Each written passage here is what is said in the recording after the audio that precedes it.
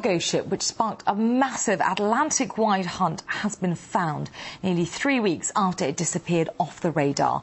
Russia's defense minister says the vessel was discovered off the Cape Verde Islands and that its 15-strong Russian crew are alive and well. Anatoly Serdukov says the Arctic Sea was located at roughly 1 o'clock in the morning, Moscow time, off the West African coast. Well, the crew was moved to a Russian Navy ship and are now being questioned as to what exactly happened on board.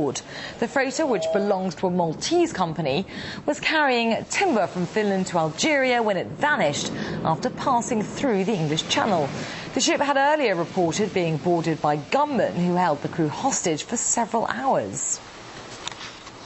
Exactly what happened on board the Arctic Sea is still a mystery, but there are plenty of conspiracy theorists seizing the opportunity to speculate. Live now to Washington, D.C. and Aliona Minkowski, who can tell us more. Aliona. Yeah, well, now that the Arctic Sea has been found, obviously the fears of the crew and the cargo's safety have pretty much subsided. But the questions of what really happened are still there. And while the crew is being questioned by Navy officials and the world waits for answers, the speculations are beginning to run wild. There's even talk that there may have been nuclear materials on this ship and that they might have something to do with this mystery. But here to discuss it more with me is RT's contributor Wayne Madsen. Wayne, thanks for being with us today. So first, I want to get your opinion. What do you really think is going on? Well, we know that after this vessel left Pietarsaari, Finland, with its cargo of timber for Algeria, it was boarded in Swedish waters between the islands of Åland and Gotland by masked men who claimed they were drug police. Well, if they were police, why be masked? They held the crew hostage for a while, asked some, what we're told, some very detailed probing questions, and then they left all of a sudden. We have this jurisdictional battle now between the Finnish police, the Swedish police, and we have NATO getting involved. And NATO, I think it's important if they're trying to suggest that there was nuclear material on board. This isn't the coast of Somalia.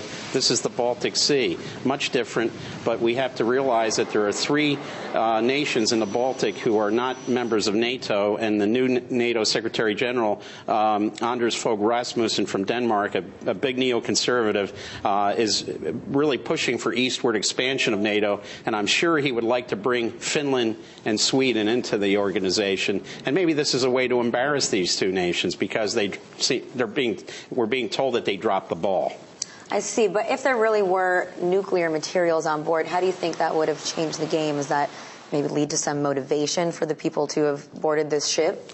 It may have. We don't know who this crew was. The Swedes are being very careful in saying they had nothing to do with it, and it wouldn't be their procedure to send masked people, police, on board a vessel in their waters. I think we also know from the head of the Finnish nuclear agency that there were some initial reports of radiation being detected before the ship left Pietarsaari, but he says that these guys were incorrect. There was no nuclear material on board. So we have a lot of questions now, and I think we have to also look at the involvement of NATO and what ulterior motives NATO could have, especially under Mr. Rasmussen's stewardship. Now, there is even some speculation that perhaps al-Qaeda might have something to do with this. What are your thoughts? Well, I would not be surprised to see that coming from NATO under Rasmussen. It's also interesting that in September 1995, a Cypriot flagship called the Anna Sierra was hijacked by pirates off of Thailand. Later, it was found in a Chinese port. It had been reflagged under the Honduras flag, and the name had been changed to the Arctic Sea. Not the same ship. Anna Sierra was 12,934 deadweight tons, whereas the Maltese flag Russian crew Arctic Sierra was 4,706 deadweight tons. So it's not the same ship, but they changed it to the same name back in '95. But why the same name? Do you think this is just coincidence, or that they might be somehow related to it? It could be there was a database confusion, that this reflagged ship was still in some sort of database. It clued somebody in to say, hey, we better stop that ship. It it had been hijacked before, but after it was found, the name was changed back to its original name, Ana Sierra, not the same ship, so it could be a major database malfunction, or it could have been something else. We just don't know at this point in time. And is there any information on the background of the crew of the ship, if perhaps they may have been involved themselves? Well, we know that the Russian crew, this ship was undergoing repairs in Kaliningrad before it went to Finland to pick up its cargo of timber.